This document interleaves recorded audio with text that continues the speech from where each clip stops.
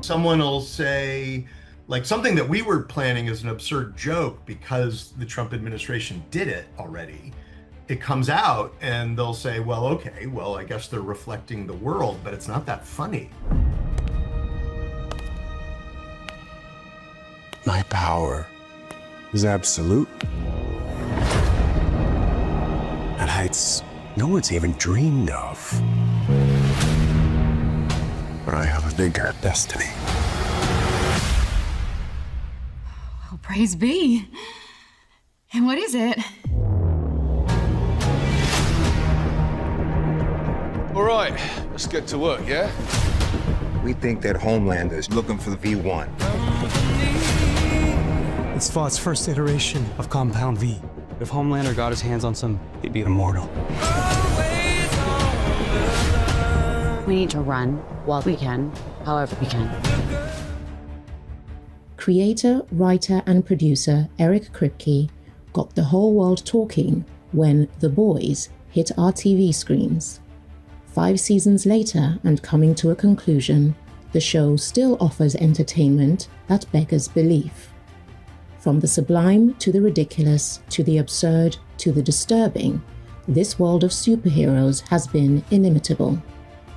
Anchored by the characters of Homelander, played with disturbing and bewitching intensity by Antony Starr, and Billy Butcher, a man you hate to root for but cannot resist doing so, played by Karl.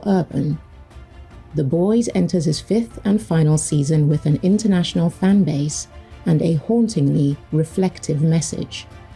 Thanks in no small part to Eric Kripke's work as a creator, commentator, and bold storyteller.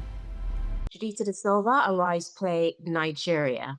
Now, casting my mind back to season 1, I can honestly say that I had never seen anything or anyone like the character of Homelander. But that kind of impact was only possible because it felt like the stars had aligned between the style of the show, the nature of the character, and the unique performance of the actor in Antony Starr. But with what you generated in this really unique cinematic moment in television, has your creation ever become somewhat overwhelming for you as its creator?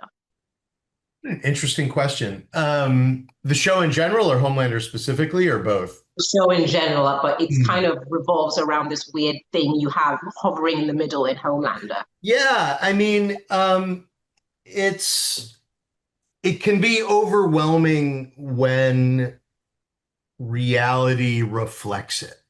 You know, when we're trying to write satire, we're trying to push things far, we're trying to be absurd, we're trying to put out warning signs of when, you know, countries slide into authoritarianism and what that looks like throughout history. You know, we're doing all of these different things that we're pulling from all of these different places and that we think are absurd and insane. And then, to be specific, then the Trump administration just does it before we even get a chance to air it, you know? So it's unsettling for that. It also, it's harder to do satire, right? Because someone will say, like, something that we were planning as an absurd joke because the Trump administration did it already. It comes out and they'll say, well, okay, well, I guess they're reflecting the world, but it's not that funny. And we're like, no, it used to be funny. It was funny, but then someone actually did it in the real world and hurt people, and now it's not funny. So it's harder. It's challenging to find the comedy in times like these. We need to prepare America for my ascension. You one of us now? Well, if you can't beat him, join him. Then fuck it, beat him.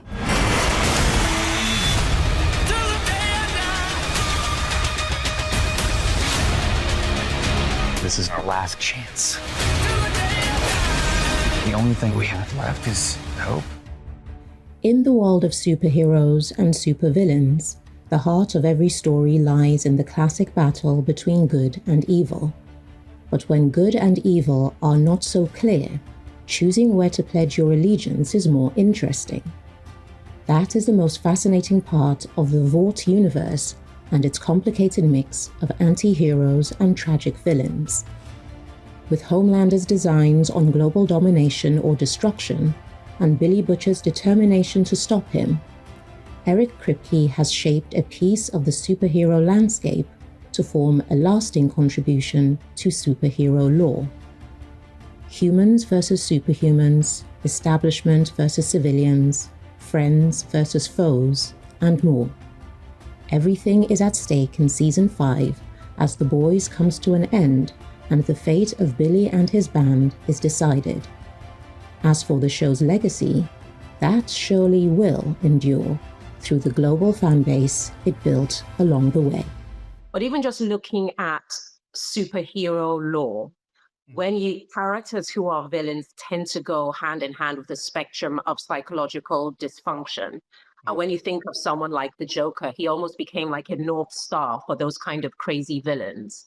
But when you've taken the lines of good and evil and completely blurred them in The Boys, how is it that you regulate what you're doing so that you still ascribe to those archetypal guardrails of a narrative where there is good and evil, and this is who you should root for when you watch the show? What a fantastic question.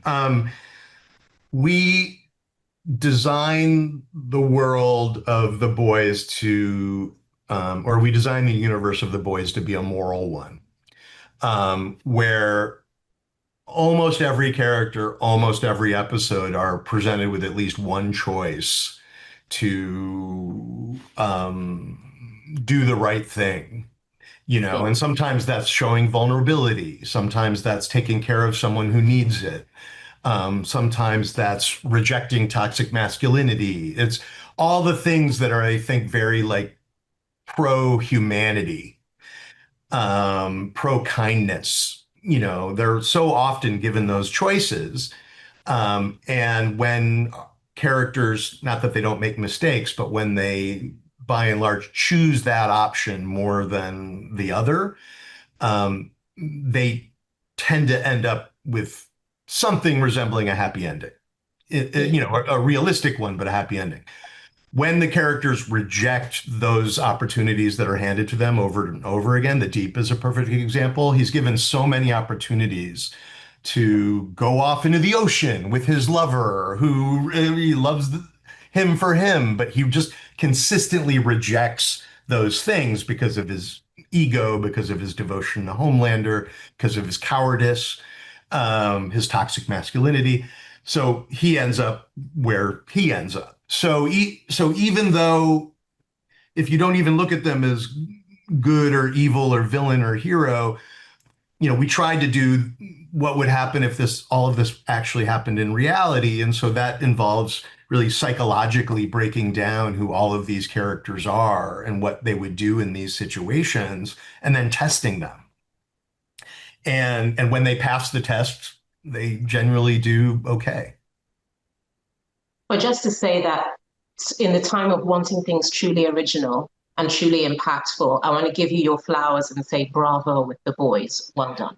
Thank you so much. These were incredible questions. Thank you so much. Thanks for talking with us. Yeah. To those who seek to destroy me, the non-believers and backstabbers, I offer oblivion.